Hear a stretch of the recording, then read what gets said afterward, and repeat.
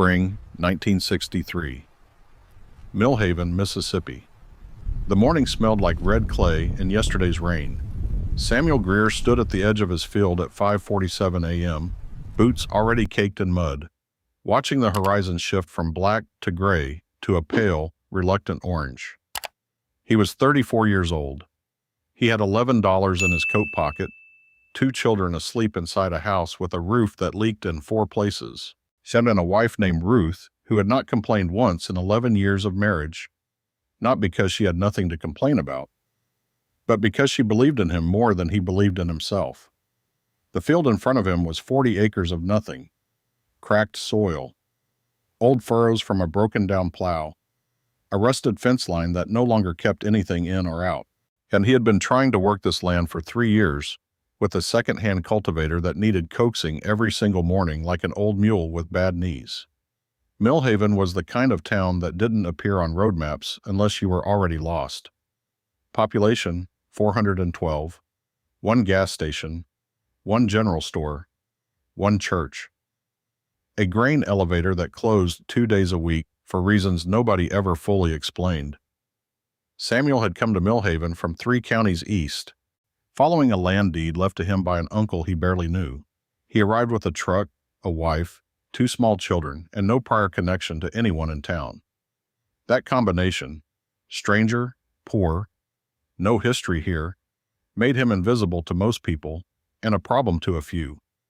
Millhaven was not an unkind place in any dramatic sense. No confrontations, no public hostility. Instead, the quieter kind of distance. The feed store that never had his order ready on time. The bank that lost his paperwork twice. At the neighbors who looked through him at church socials like he was glass. Present, but not quite real to them. When you haven't earned your place in a small town's memory yet, you don't exist. Not really. Samuel existed anyway. He had no other option. His children, James, 9 years old, and Clara, 7, walked 2 miles each way to a school that had no working heat. The county hadn't fixed the furnace in 3 winters. Nobody in the district office answered letters about it. Samuel had written 4. He was not broken by any of it. Worn, yes. Tired, absolutely, but not broken. That changed the morning he saw the advertisement in a crumpled Farm Journal magazine at the barber shop. He almost missed it. The magazine was 3 months old, dog-eared, shoved under a pile of older ones. But the photograph stopped him cold. A massive green machine, gleaming like it had been assembled by people who cared about every single bolt. At the headline read, "Introducing the John Deere 4020, the most powerful row crop tractor ever built.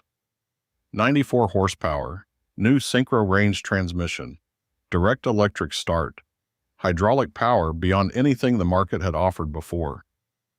The 4020 could do in 1 hour what Samuel's current setup needed a full day to accomplish. He sat in that barbershop chair for 12 minutes past the end of his haircut, reading the specifications 3 times. The price was $5,600. He put the magazine down and walked home without saying much.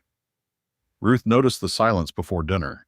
She'd learned over 11 years which silences meant trouble, and which ones meant Samuel was building something in his mind.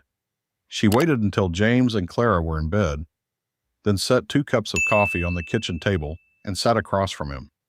He showed her the magazine page he'd torn out and folded into his shirt pocket. She studied it for a long moment. She did not say it was impossible. She did not say the bank would refuse them. They both knew it might. She said, "What do you need?" That was Ruth. Samuel spent the following 6 weeks doing something that required more persistence than most men in Millhaven cared to demonstrate. He asked for work. Not from neighbors who didn't know him. He drove 40 miles to Harlan County in his pickup, introduced himself to farms he'd never visited, and then offered custom tilling services using his old cultivator. He charged less than the going rate because he had to. He worked from before sunrise to after dark. He came home with dirt under his fingernails and money in a coffee tin that Ruth kept on the top shelf of the pantry. By August, he had $400 saved. By October, $870. The bank in Millhaven reviewed his application for 14 minutes and then explained that they were unable to extend credit at this time to someone with his collateral profile. Samuel had paid every bill on time for 11 consecutive years. He owned land outright. He had documented income. He drove to the next county, then the one after that. On the fourth attempt at a small agricultural credit union in Beaumont, a loan officer named Mr. Thibodeau, soft-spoken, always wore the same brown cardigan, yet possibly the most unremarkable-looking man Samuel had ever met, reviewed the same application and said, "This looks in order. When do you need the funds?" Samuel blinked twice. "Soon as possible," he said. The 4020 was delivered on November 14, 1963. It arrived on a flatbed truck at 8:15 in the morning. The entire process had taken Samuel 8 months of work, 3 county drives, 4 financing attempts, and every gram of stubbornness he possessed. James and Clara came running out of the house when the truck pulled up the long dirt drive. Clara grabbed her father's hand. James walked around the machine twice without speaking, which, for a 9-year-old boy, was the highest possible form of reverence. Ruth stood on the porch, arms crossed, watching Samuel climb up into the cab for the first time. She didn't say anything, but she was smiling. He turned the key. The 4020 started on the first try. 94 horsepower rumbled through the cold November air, and every bird within a quarter mile left for quieter territory. Samuel Greer laughed out loud for the first time in 2 years. The machine changed everything, but not immediately. Change that matters rarely comes immediately. What the 4020 gave Samuel was time, and time, compounded, becomes something else entirely.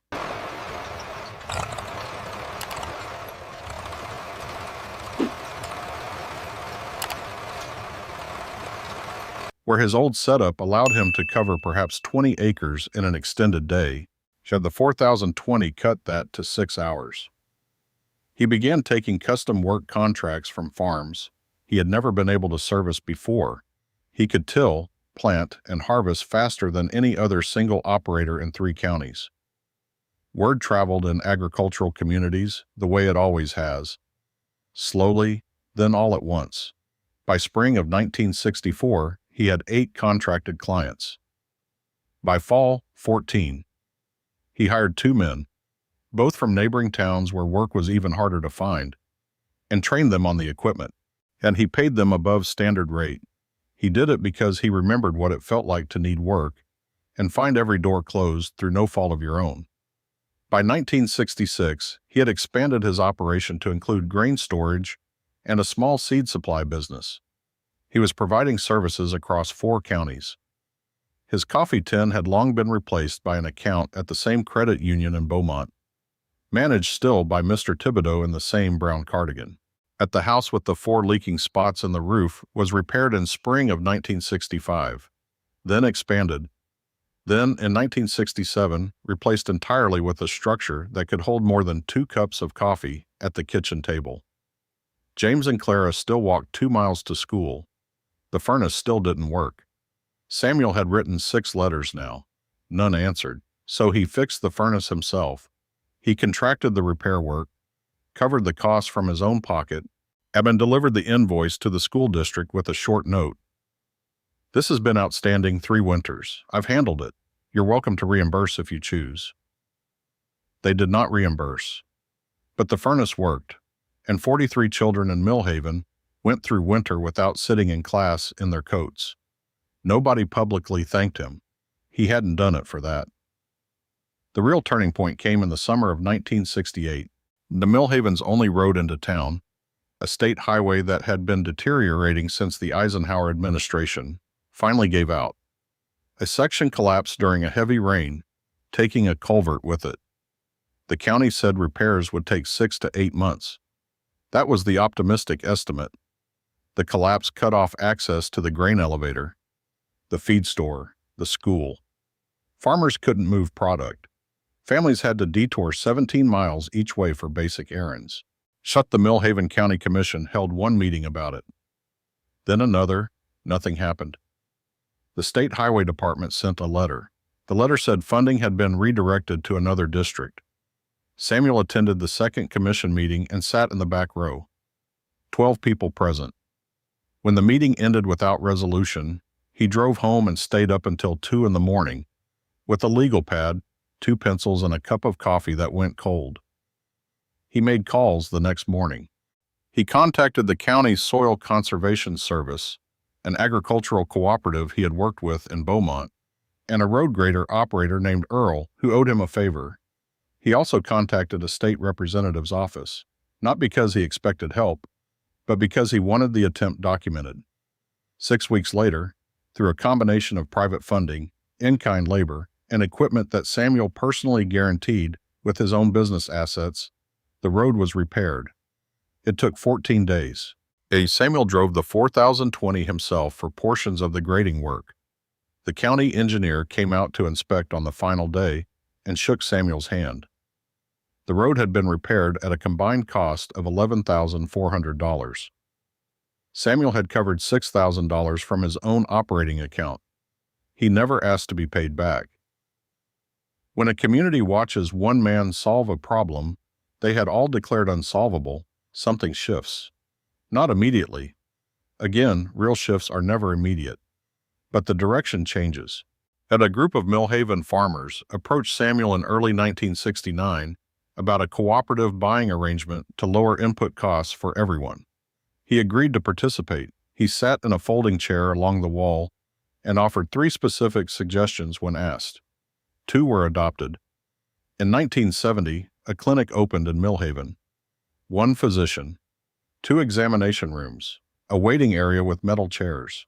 Samuel had contributed the land, deeded from the edge of his expanded property. The county provided structure funding, partly because a community with a repaired road and organized documented leadership was harder to ignore at budget time. 42 Millhaven residents had been driving 30 miles to the nearest medical facility. That drive ended. The school received a new wing in 1971. Samuel had advocated for it at 3 consecutive school board meetings, backed by a growing group of parents, farmers and tradespeople, who had watched what happened when a problem was approached with patience and documentation rather than noise. James Greer graduated high school in 1972 and enrolled at Alcorn State University on a partial scholarship. Clara followed in 1974. Samuel drove them both to their respective campuses in the same pickup truck he'd owned since 1959. He didn't replace it until the following year, and then only because the transmission finally gave out somewhere south of Jackson. The question of the Millhaven mayorship came up at a town meeting in the spring of 1974. The previous mayor, a man named Bertrand, who had held the position since 1956, announced he would not seek another term. He was 71 and tired. He said so plainly. At the meeting, someone from the back of the room said, "Greer should run." There was a pause. Then 3 other voices said the same thing. So Samuel did not immediately agree.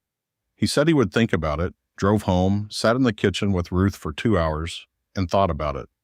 She already knew what he would decide. She poured the coffee anyway. He ran. He won by 61 votes. A margin that, in a town of 412 people, meant that most of the same people who had once looked through him like glass had voted for him. He was inaugurated on a Tuesday morning in June, wearing a gray suit Ruth had selected. James and Clara attended from their respective universities.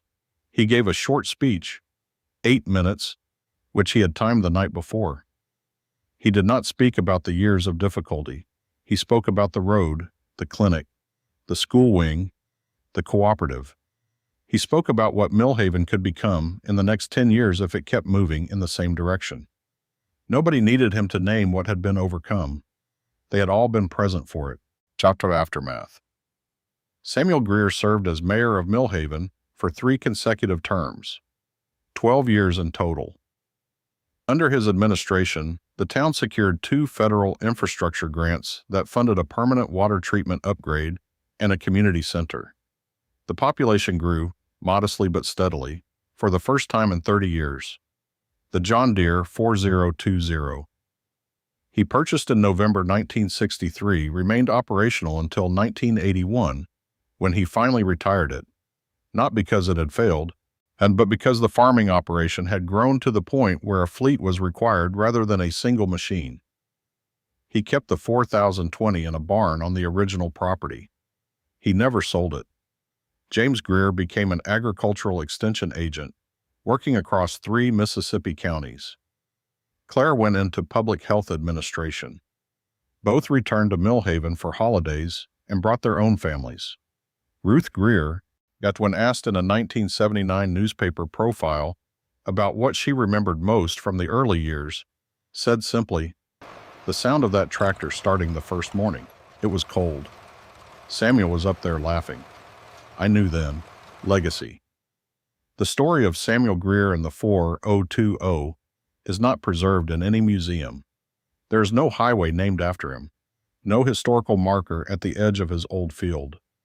What exists is the road, still there, still used, and the clinic, which has expanded twice since its original construction, and a school that has adequate heat in winter. The John Deere 4020, produced beginning in 1963, became one of the best-selling row crop tractors in American agricultural history. Hundreds of thousands were built. Each one started the same way. A key turned. An engine found its voice. A pair of hands on a steering wheel pointing toward whatever the land might give if worked long enough and carefully enough. Most of the men who drove 4020s are gone now. Their stories went with them, into the soil they turned, into the children they sent to university, into the roads they helped keep open. Samuel Greer's story stayed, not because of speeches or ceremonies, but because the town it built is still standing. That is what a tractor can do. That is what a man, given time, stubbornness, and someone at home who believes in him, can do with one. No call to action. If Samuel's story moved you the way it moved us, hit that like button and subscribe for more forgotten stories of ordinary people who changed everything around them. Drop a comment telling us where you're watching from. We read every one. Thank you for keeping these memories alive.